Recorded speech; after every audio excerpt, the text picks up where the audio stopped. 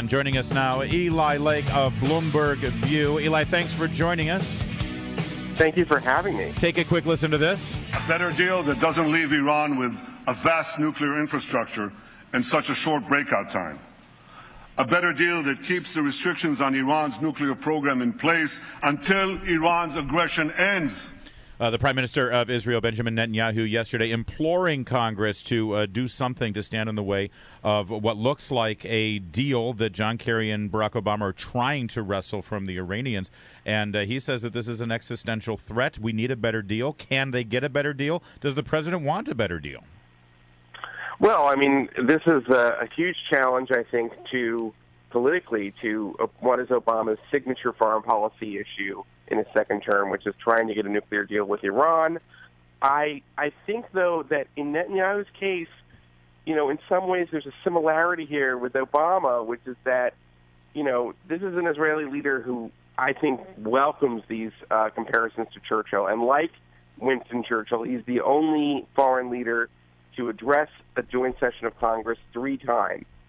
And it was a very good speech, but, it's a big mistake to mistake giving a speech for doing something, and I think that, that is a big Obama problem, and we'll see if it's a Netanyahu problem. Well, the next step on Capitol Hill is for the House and Senate to pass a bill that says whatever the deal is, when it becomes fully known, we in Congress need to weigh in on it.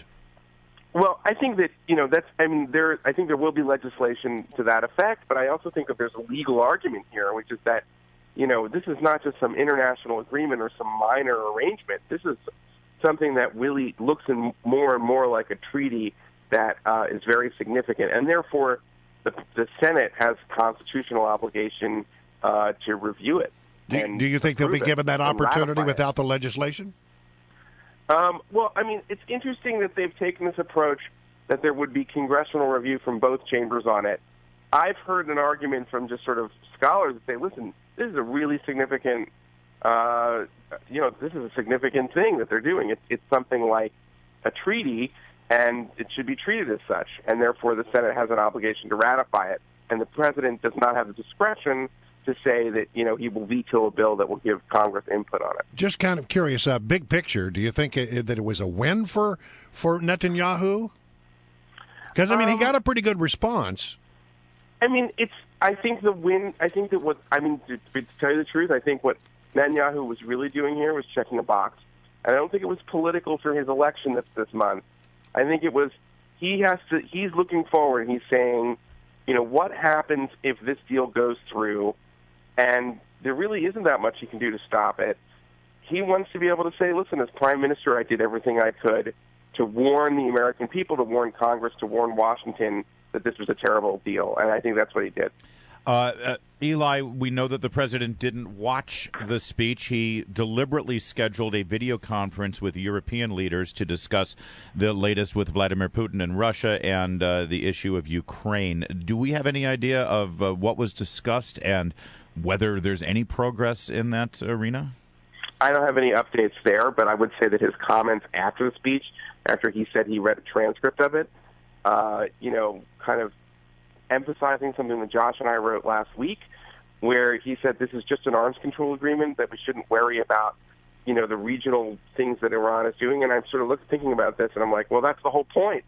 What Iran's doing regionally is why people like Israel, but also many of, America's Arab allies say, what are you doing trusting these guys? They just toppled the government in Yemen. They're supporting Shia militias in Iraq. They are supporting the butcher of Damascus. What are you doing? What's going on? Yeah. Well, and also I thought our policy was not to negotiate with terrorists. They're a terrorist state. They continue to finance terrorism, even as Prime Minister Netanyahu pointed out, right here in Washington, D.C., with the attempted assassination of a Saudi Arabian official. There's terrorism in America that they have financed. Has the administration responded to that, or are they just saying, well, it seems like their big push here has less to do with world peace, has less to do with calming down the situation. It has more to do with, as you said, marking off a signature item for the president's legacy. That seems to be the motivation. In the spirit of the dialectic, I will make the other side case, which is this. if you start with a nuclear agreement, even though the White House won't be making this argument, but I think your supporters will.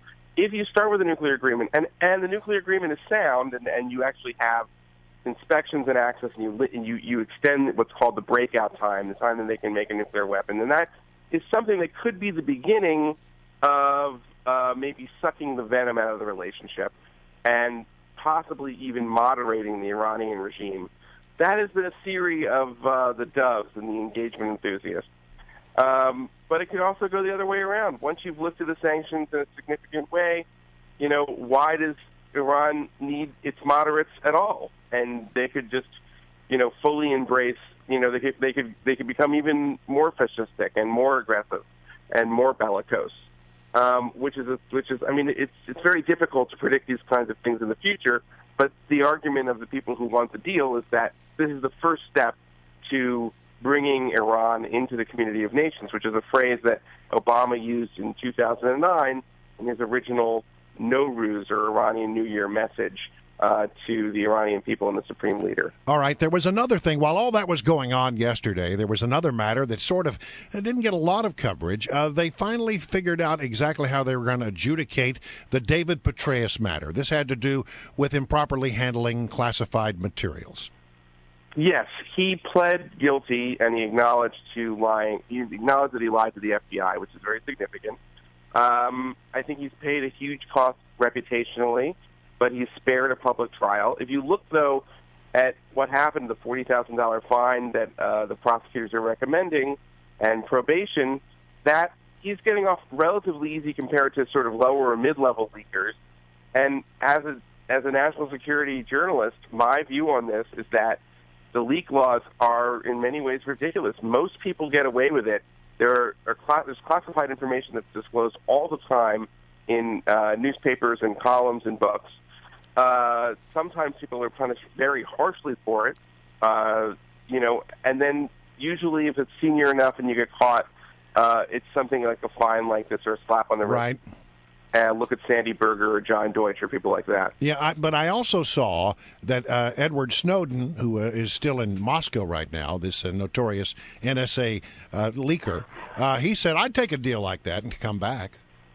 I don't think he's going to get a deal like that. I would be shocked if he was given terms this light. But then again, listen, you can't really compare Petraeus' actions, which did not result in the public disclosure of any classified material that we know of, to Edward Snowden's actions. From the if you care that much about protecting state secrets, I have mixed views on Snowden. I think some of what he disclosed was very important to the Republic. Some of what he disclosed was just pure and simple damaging, to America and damaging to our interests. And it's sort of a mixed bag with him. In the case of Petraeus, I don't know what actual harm was done to our national security in any of this. Hey, I don't think there was any. Eli, really, we only have 10 seconds, but you've been reporting on this stuff for so long. I wonder, have you ever gotten emails from any of your sources on non-governmental email accounts? All the time. That's a good story, this Hillary Clinton stuff, but every single one of these guys has personal email, and it's a fact of life. I'm not making excuses for it. Right, they all do it. All of her business on it. That's really troubling, but all the time.